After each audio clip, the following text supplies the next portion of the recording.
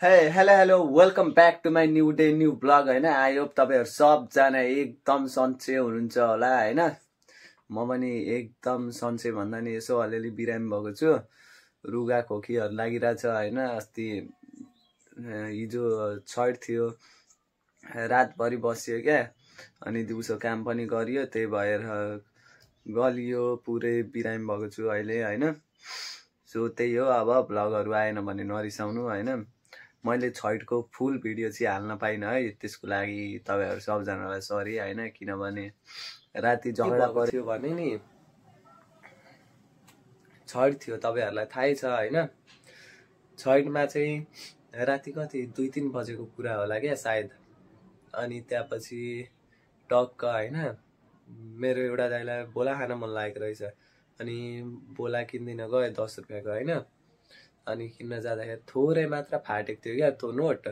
अनि त्यो दाइले केही भनेन त्यति बेला, बोला दियो, लगेँ। अनि एकछिन पछि त बोलाउँछ होइन, गएँ यताउति तर ममा भन्न थाल्यो क्या। बोल्ने तरिका त्यो होइन नि, पसल व्यापारी भएपछि।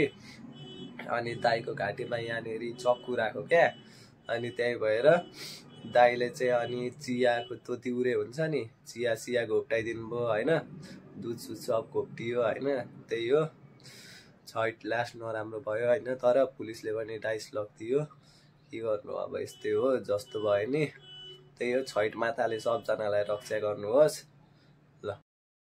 थियो होइन, यसो मैले पनि कुटाइ त खाइहालेँ अलिअलि, त्यही भएर राति हाल्न पाइनँ।